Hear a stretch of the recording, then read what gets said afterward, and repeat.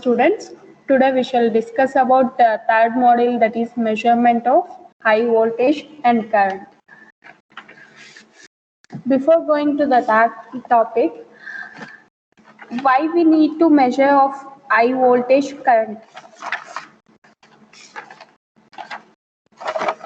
In industrial testing and research laboratories, it is essential to measure the voltage and current accurately, ensuring perfect safety to the personnel and equipment. Why we need to measure high voltage and current? For any industry testing and research laboratories, if you go for internship, you will know about this. Okay, if you go for maintenance, okay, while maintenance, they will measure the each equipment. They will test and verify the range of parameters. Okay, they will verify the equipments and parameters of that equipment. Okay, hence person handling the equipment as well as the metering devices must be protected against over voltage and also against induced voltage due to stray coupling. Okay, we read about problems in voltage. Okay, how in industry, how the problems will be, maybe it may be over voltage or under voltage, how it should be protected by using what relays. Okay, electromagnetic interference is a serious problem in impulse voltage and current measurements, and it has to be avoided or minimized. Okay, they are saying that electromagnetic interference is a serious problem in impulse voltage and current measurements. It has to be avoided or minimized by using any equipments. Okay.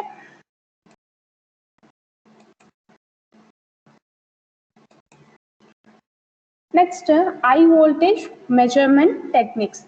DC voltage, series resistance microammeter, resistance potential divider, generating voltmeter, sphere and other spark gaps.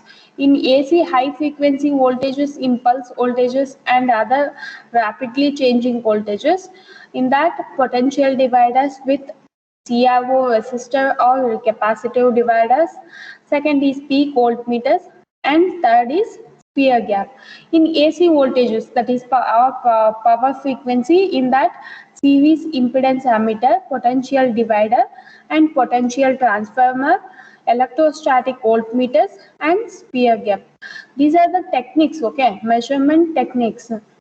First we shall read about high current measurement techniques. In that, direct current and alternating current, high frequency AC impulse or rapidly changing currents. Okay. First, in direct currents, resistive shunt with milliammeter, Hall effect generators, magnetic links. Next, in alternating current, resistive shunt, electromagnetic current transformer.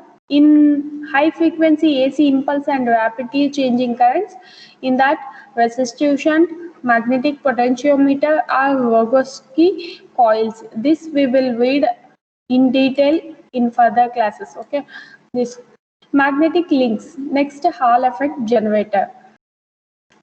Next topic is electrostatic voltmeter. I think before that you have heard about that electrostatic voltmeter. Okay, where it will come in AC voltages. Okay, electrostatic voltmeter. In generally we call as that can be called as electrostatic charge meter. Okay, electrostatic voltmeter. Why we use for that, we use to measure large electrical potential on materials without making physical contact. Okay, this electrostatic voltmeter we use for the measure large electrical potential on materials without making physical contact. It utilizes the attractive force between two charged surfaces. Electrostatic equipments were generally used as voltmeter, and that too as laboratory equipment and not as industrial instrument. The principal operation of such equipments, the force of attraction between electric charge on neighboring plates between which a potential difference is maintained. Okay, it utilizes the attractive force between the two charged surface. That attractive force is proportional to the square of the applied voltage. It is, you need to remember, attraction force is proportional to the square of the applied voltage. The measurement can be made for AC or DC voltages. The force gives rise to a deflecting torque. Such instruments are used for measurement of high voltages. This is the diagram for that absolute electrostatic voltmeter. Okay, you can observe here. This is the diagram for that light beam arrangement. M is a mounting plate. Okay, G is a guard plate. F is a fixed plate. H means guard hoops or rings. Small m is mirror. Capital B is a balance. Capital C is a capacitance divider. D is a metal dome. R is a balancing weight. The principle. Okay, first in electrostatic voltmeter, we shall read about first principle. In electrostatic fields, the attractive force between the, I have said already, attractive force between the two charges. Okay, attractive force between the electrodes of parallel plate capacitor is given by F is equal to minus dou Ws divided by ds is equal to dou divided by dou s open bracket of Cv square is equal to of V square dou C divided by dou S. Okay, this is, you can observe, force is, attractive force is proportional to the square of the applied voltage. That is, F is directly proportional to the square of applied voltage. F is equal to D square divided by 2825 into V divided by S whole square. Okay, this is the equation for attractive force between the electrodes of a parallel plate capacitor.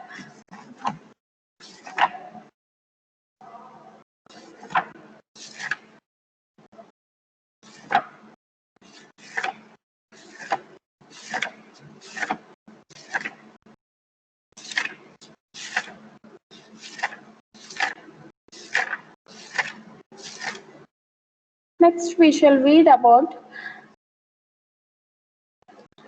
what about V? V is a applied voltage between plates. C is a capacitance between plates. A is a area of cross section of the plate. D is the diameter of plate. S is the separation between the plates. Epsilon naught is permittivity of the medium. A or free space.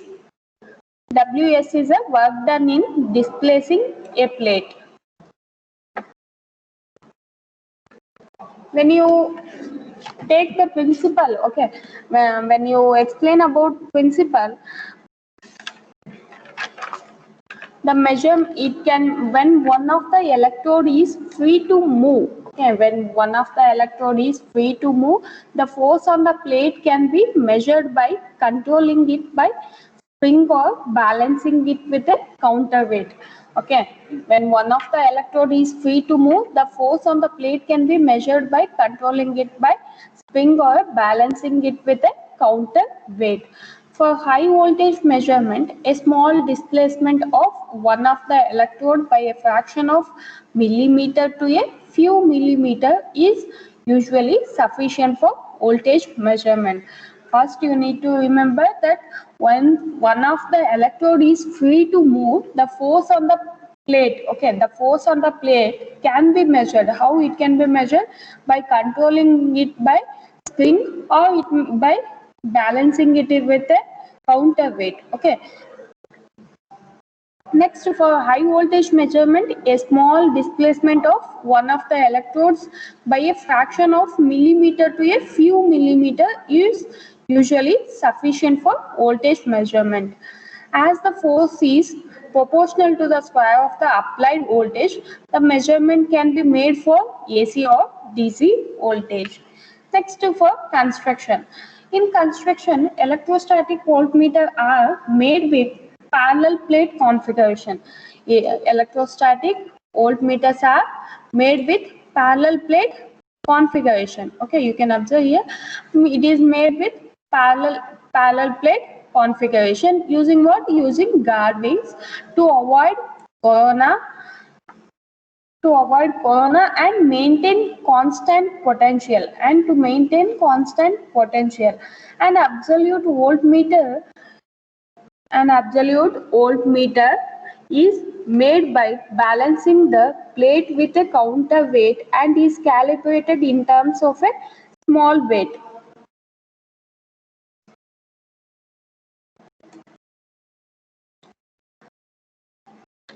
Electrostatic voltmeter are made with parallel plate configuration using guard wings to avoid corona and to maintain the constant potential. An absolute voltmeter is made by balancing the plate with a counterweight and is calibrated in terms of a small weight. Okay, they are saying absolute voltmeter is made by what? It is made by the balancing the plate with a counterweight and is calibrated in terms of small weight. Usually, the electrostatic voltmeters have a small capacitance. They are saying that usually electrostatic voltmeters have the small capacitance. That range is 5 to 50 picofarad. Okay.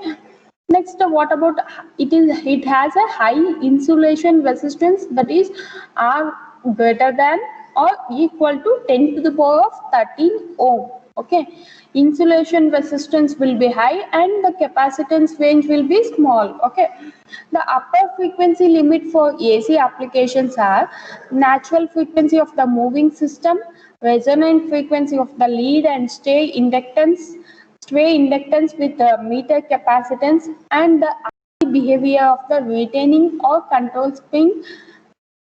An upper frequency limit of about 1 megahertz is achieved in careful designs. They are saying that an upper frequency limit of about 1 megahertz is achieved in careful designs. Next, the accuracy for AC voltage measurements is better than plus or minus 0.25%. Okay. Next, and for DC voltage measurement, it may be plus or minus 0.1% or it may be less. Next, to working. When you come for working, it consists of a parallel plane disc type electrodes separated by a small distance.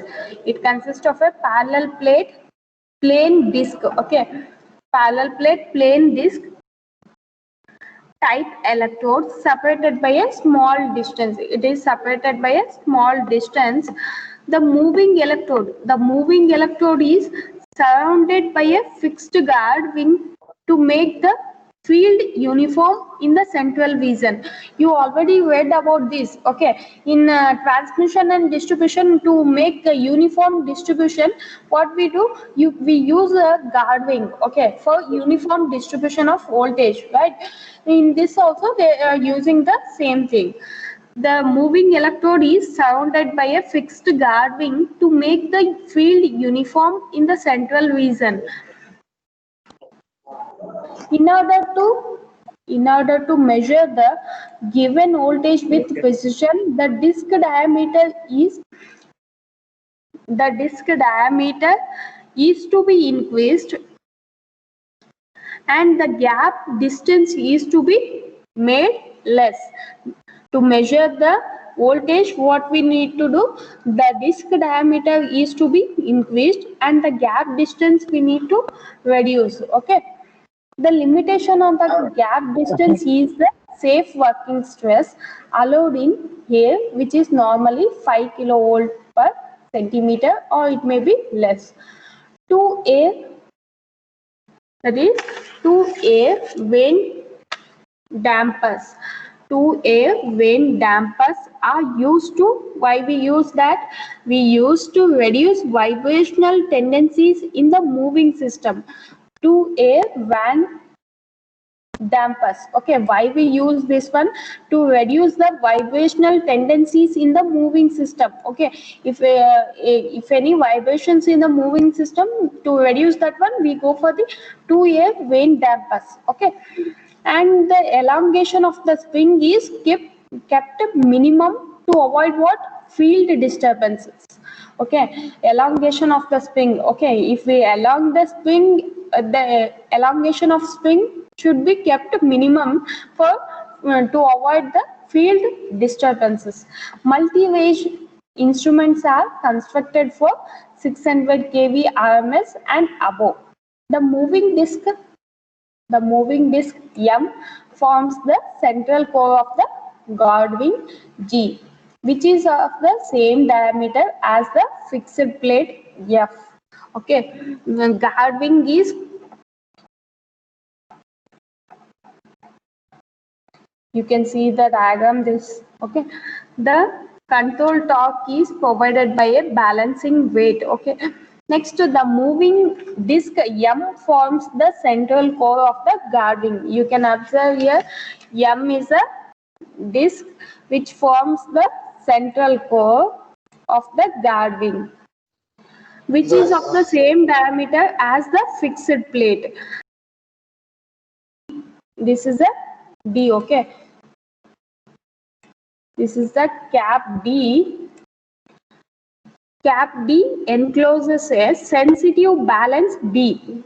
It is a sensitive balance B, one arm of which carries the suspension of the moving disc. One, it is connected for the moving disc, that is M. Okay. The balance beam carries a mirror which reflects a beam of light. The balance beam carries a mirror which will reflect a beam of light. You can see here this one. Okay. Next, the guard wing H are maintained at constant potential in space by a capacitance divider, ensuring a uniform special potential distribution. The guard wing H are maintained constant potential in space by using what? Capacitance divider, that uniform special potential distribution. Okay, we in transmission and distribution we have read about this capacitance guard wing. Okay, by using guard wing only we can maintain the uniform distribution. Okay.